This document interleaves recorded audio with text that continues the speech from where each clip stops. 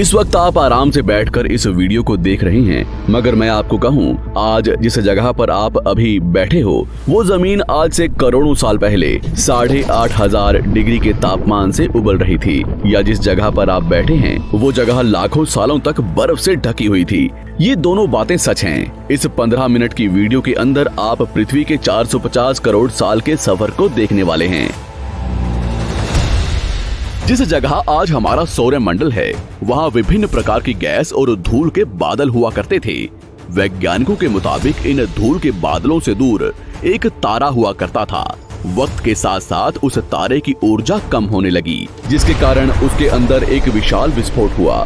विस्फोट की वजह से अंतरिक्ष की ये धूल एक दूसरे से दबने लगी।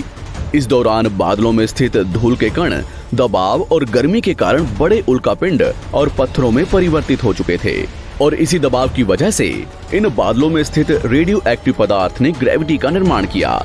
इस ग्रेविटी के कारण बीच में हाइड्रोजन और हीलियम इकट्ठा होने लगे। बीच के इस भयंकर दबाव के कारण एक विशाल विस्फोट हुआ, और इसी विस्फोट के कारण हमारे सूरज का जन्म हुआ। अंतरिक्ष में फैले एस्टेरॉयड यानी क्षुद्र ग्रहों में भारी वजन की वजह से सूरज के करीब आकर सूरज की परिक्रमा करने लगे। धीरे धीरे इन्हीं एस्टेरॉयड में भारी टकराव हुआ, जिसके फलस्वरूप मरकरी, विनस, अर्थ और मार्स जैसे ग्रहों का निर्माण हुआ। वैज्ञानिकों के मुताबिक उस वक्त पृथ्वी और मार्स यानी मंगल ग्रह के बीच थिया नामक ग्रह सूरज की परिक्रमा किया करता था। पृथ्वी पर ग्रेविटी होने की वजह से सूरज की परिक्रमा करने वाले एस्टेरॉयड अब पृथ्वी की परिक्रमा करने लगे, और धीरे धीरे करोड़ों सालों तक ये पृथ्वी पर गिरते रहे। और ऐसी घटना हमारे पड़ोसी ग्रह थिया पर भी हो रही थी, जिसके कारण थिया पृथ्वी के और करीब आने लगा और आकर पृथ्वी से टकराया। इस भयंकर टकराव की वजह से पृथ्वी के हिस्से कणों के रूप में अंतरिक्ष में फैल गए और एक रिंग्स की तरह पृथ्वी की परिक्रमा करने लगे। इन्हीं परिक्रमा करते हुए कणों में टकराव होने लगा, जिसके कारण हमारे चांद का निर्माण हुआ। उस वक्त पृथ्वी पर सिर्फ एक ही समुद्र हुआ करता था, और वो था 1900 डिग्री सेल्सियस की तापमान पर उबलते हुए लावे का। उबल रही थी वो सारी चीजें जिसे आज आप अलग अलग नाम से जानते हैं। वक्त के साथ साथ पृथ्वी धीरे धीरे ठंडी हो रही थी, जिसके कारण पृथ्वी के भारी तत्व जैसे धातु और रेडियो एक्टिव पदार्थ पृथ्वी के केंद्र में जाकर इकट्ठा हो गए, और हल्के पदार्थ पृथ्वी की सतह पर आ गए। लाखों सालों तक पृथ्वी पर उल्कापिंडों की बरसात हुई, और इन गिरते हुए उल्कापिंडों में जमा था नमक, मिनरल्स और पानी। करोड़ों सालों तक इन उल्कापिंडों की बरसात होती रही, और धीरे धीरे पृथ्वी की ऊपरी सतह पानी से ढकने लगी। वैज्ञानिकों के मुताबिक यही वो वक्त था जब दूर गहरे पानी के अंदर निकलते ज्वालामुखियों से पहली बार सूक्ष्म जीवों का निर्माण हुआ। लाखों सालों बाद एक वक्त ऐसा आया जब पृथ्वी की पूरी सतह पानी से ढक चुकी थी। हमारी पृथ्वी के सबसे अंदर का कोर रेडियो एक्टिव पदार्थ से बने होने की वजह से हरदम गर्म होता रहता है, लेकिन जब भी पृथ्वी की ऊपरी जमीन ठंडी हो जाती है, तब पृथ्वी के अंदर की गर्मी बाहर नहीं निकल पाती, जिसके कारण ज्वालामुखियों का निर्माण होता है। और उस वक्त कुछ ऐसा ही हुआ। पानी से ढकी हुई पृथ्वी पर हजारों की तादाद में ज्वालामुखी निकलने लगे, और आने वाले लाखों सालों तक इन ज्वालामुखियों का निकलना जारी रहा, जिससे पानी के ऊपर जमीन का निर्माण हो रहा था। इस वक्त भी पृथ्वी पर वातावरण ना होने की वजह से अंतरिक्ष से उल्कापिंडों की बरसात हो रही थी। आज से लगभग 300 करोड़ साल पहले पृथ्वी पर ऐसा वक्त आया जब पृथ्वी का वातावरण लगभग स्थिर होने लगा था। ज्वालामुखी निकलने धीरे हो गए थे, और पृथ्वी का एक दिन 12 घंटे का हुआ करता था। साल बीतते गए, और धीरे धीरे ये सूक्ष्म जीव विकसित होते गए और समूह में रहने लगे। आज से लगभग 250 करोड़ साल पहले पहली बार पृथ्वी पर ऐसे जीवों का निर्माण हुआ जो जीने के लिए ये पानी के अंदर के मिनरल्स यानी खनिज पदार्थ और धूप का इस्तेमाल करते थे, और मल त्याग के रूप में ऑक्सीजन बाहर निकालते थे। इस वक्त तक पृथ्वी पर ज्यादातर ज्वालामुखी निकलने बंद हो चुके थे, और इन माइक्रोबैक्टीरिया की वजह से वातावरण में ऑक्सीजन की मात्रा बढ़ रही थी। वातावरण में ऑक्सीजन बढ़ने की वजह से पृथ्वी का वायुमंडल बनना शुरू हुआ, और आने वाले हजारों सालों तक वातावरण में ऑक्सीजन की मात्रा बढ़ती रही। जिसकी वजह से पृथ्वी के ज्यादातर हिस्सों में ये सूक्ष्म जीव फैल गए। हजारों सालों बाद एक वक्त ऐसा आया जब पृथ्वी में ज्यादा ऑक्सीजन बढ़ने के कारण ये सूक्ष्म जीव मरने शुरू हो गए। उस वक्त तक पृथ्वी का वातावरण ठंडा होने के साथ साथ ऑक्सीजन से भी भर चुका था, जिसके कारण जमीन और वातावरण में स्थित आयरन यानी लोहे के मिनरल्स पानी में स्थित ऑक्सीजन से रिएक्ट होने लगे। और एक वक्त ऐसा आया जब पृथ्वी की जमीन आज के मार्स के जैसे लाल हो चुकी थी।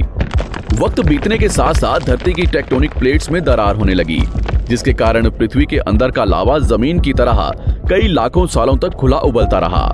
और यही वो कारण था जिसके कारण पृथ्वी के वातावरण में कार्बन डाइऑक्साइड की मात्रा बहुत बढ़ गई और पृथ्वी पर एसिड की वर्षा शुरू हो गई।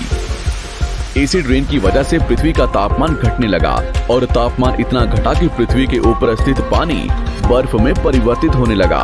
पृथ्वी पर पहली बार भयंकर आइस एज आया। इस वक्त पूरी पृथ्वी सफेद बर्फ से ढक चुकी थी। आमतौर पर जब धरती पर सूरज की किरणें गिरती हैं, तब जमीन उन किरणों को सोख लेती है, मगर क्योंकि पूरी पृथ्वी बर्फ से ढक चुकी थी और क्योंकि बर्फ सफेद और चमकीली होती है, जिसके कारण सूरज की किरणें धरती पर गिरने के बाद वापस चली जाती थी। इसी कारण से पृथ्वी कई लाखों सालों तक बर्फ से ढकी रही, मगर फिर से पृथ्वी के अंदर स्थित गर्मी ज्वालामुखी के रूप में निकलना शुरू हो गई और इन ज्वालामुखियों से निकलने वाली गर्मी ने बर्फ को पिघलाना शुरू कर दिया। इसी बीच पृथ्वी की गहराई में बचे कुछ सूक्ष्म जीव धीरे धीरे बदल रहे थे और अब वो ऑक्सीजन को अपने शरीर को बड़ा और जटिल बनाने के लिए इस्तेमाल करने लगे थे। इस बीच पानी में अलग से भी छोटे समुद्री पौधे निकलने शुरू हो चुके थे। बाहर जैसे जैसे ज्वालामुखी निकल रहे थे, वैसे वैसे वातावरण कार्बन डाइऑक्साइड की वजह से गर्म हो रहा था। वक्त के साथ साथ बर्फ तो पिघलने लगी, मगर धरती पर फिर से एसिड की वर्षा शुरू हो गई, जिसके कारण फिर पृथ्वी ठंडी होने लगी और फिर पृथ्वी की ज्यादातर सतह बर्फ से ढक गई। ऐसा बार बार कई हजारों सालों तक होता रहा और इसी कारण से अब समुद्री जीव धीरे धीरे वातावरण के हिसाब से विकसित हो रहे थे। इस बीच कई सारे जीव और समुद्री जंगल्स विलुप्त हो गए, मगर जो बच गए वो धीरे धीरे पृथ्वी के बदलते तापमान के हिसाब से ढलते गए और अब हजारों सालों बाद समुद्री पेड़ बर्फ की वजह से पूरी तरह से मरते या सूखते नहीं थे। अब सूक्ष्म जीव समुद्री जीव बन चुके थे। जब फिर से ज्वालामुखियों ने पृथ्वी की बर्फ को पिघलाना शुरू किया, तब ये समुद्री पेड़ जल्दी विकसित होकर फैल गए। धीरे धीरे वातावरण में ऑक्सीजन की मात्रा बढ़ने लगी और पृथ्वी पर होने वाली एसिड की वर्षा कम होने लगी। वातावरण में ऑक्सीजन आने की वजह से पृथ्वी की ओजोन लेयर्स मोटी होने लगी और आज से लगभग 47 करोड़ साल पहले पृथ्वी की ऊपरी सतह पर पहली बार मोसोस नामक प्लांट उगना शुरू हुआ।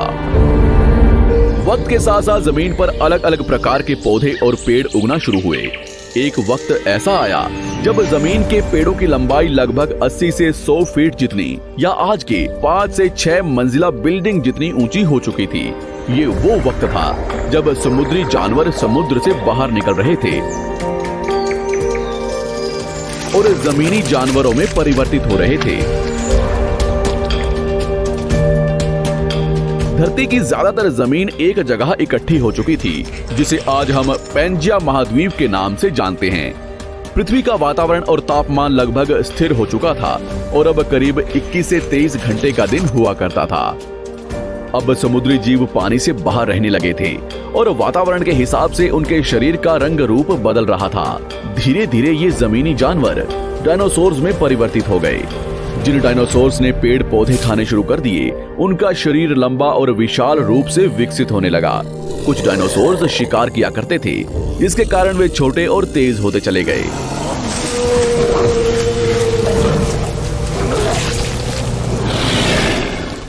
पृथ्वी की ऊपरी जमीन एक जगह इकट्ठी होने के कारण ज्यादातर जमीन रेगिस्तान और बंजर हो चुकी थी। ज्यादातर जंगल समुद्र के करीब हुआ करते थे, जिसमें डायनासोर्स रहा करते थे। आज से लगभग 20 करोड़ साल पहले पैंजिया महाद्वीप टूटना शुरू हो गया।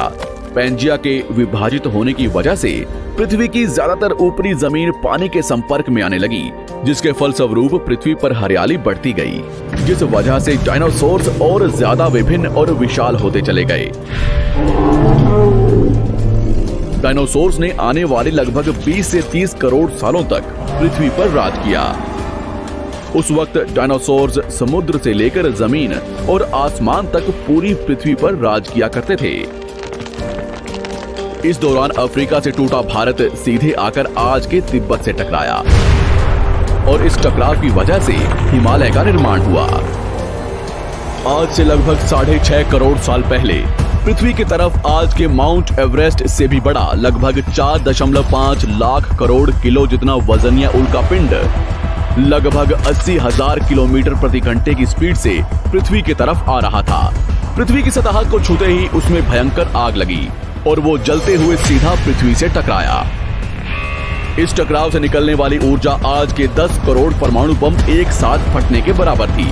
जहां ये उल्कापिंड गिरा, वहां के जानवर और पेड़ तुरंत भाप बनकर जल गए। गिरते ही पृथ्वी पर पूरी तरह धूल फैलने लगी। समुद्र में भयंकर बाढ़ आने लगी।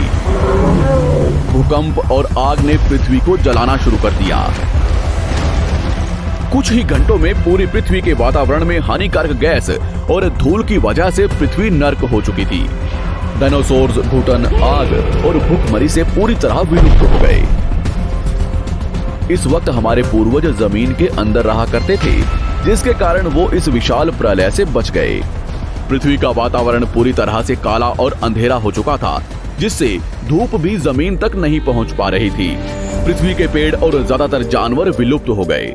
वातावरण में धूल और हानिकारक गैस के कारण पृथ्वी पर फिर से एसिड की वर्षा शुरू हो गई और फिर पृथ्वी ठंडी होकर बर्फ से ढक गई। लेकिन इस बार पृथ्वी की बर्फ लाखों सालों तक नहीं जमी रही और 80 से 90 हजार साल बाद ये बर्फ पिघलनी शुरू हो गई। जैसे ही धरती पर वातावरण फिर से पहले जैसा होने लगा, वैसे ही ये छोटे जीव जमीन से बाहर आना शुरू हो गए। उस वक्त पृथ्वी की बर्फ पिघलनी शुरू ही हुई थी, जिसके कारण अफ्रीका में घने ठंडे जंगल हुआ करते थे और इसी बीच ये जमीनी जीव बंदरों में परिवर्तित हुए। मगर जैसे जैसे पृथ्वी गर्म होने लगी, वैसे वैसे अफ्रीका के ये जंगल सूखने लगे। जंगल की चीजें खाने वाले बंदरों को खाने की कमी होने लगी। खाने की तलाश में इन बंदरों ने अपने पैरों पर चलना शुरू कर दिया, जिससे उन्हें दूसरे जानवरों के शिकार करने में मदद मिलती थी। धीरे धीरे बंदर एप्स यानी वानर में परिवर्तित हुए। खाने की तलाश में ये एप्स पृथ्वी के दूसरे हिस्सों में फैलने लगे और धीरे धीरे उनके शरीर का रंग रूप वहां के मौसम के हिसाब से बदलता गया। वक्त के साथ साथ हम आदिवासी बने। हमने हथियारों से लेकर आग का आविष्कार किया। हम धीरे धीरे इंसान के रूप में विकसित हुए। हमने धर्म से लेकर परिवार, भाषा और संस्कृति का निर्माण किया और वक्त के साथ साथ हम विकसित होते चले गए और आज हम इस पृथ्वी की सबसे विकसित प्रजाति बन चुके हैं। पृथ्वी को आज के जैसे बनने में लगभग 450 करोड़ साल का वक्त लगा है और हमें एक छोटे जमीन में रहने वाले जानवर से इंसान बनने में कई लाखों सालों का। मगर हमने इन 100 सालों में जितना पृथ्वी को गंदा और तबाह किया है, उतना आज तक किसी भी प्रजाति ने नहीं किया होगा। हम फिर से धरती को गर्म कर रहे हैं और कार्बन डाइऑक्साइड की मात्रा बढ़ा रहे हैं। वैज्ञानिकों का मानना है कि पृथ्वी पर फिर से विशाल परिवर्तन होने वाला है। भविष्य में पृथ्वी कैसी होगी, जानेंगे हमारी अगली वीडियो में।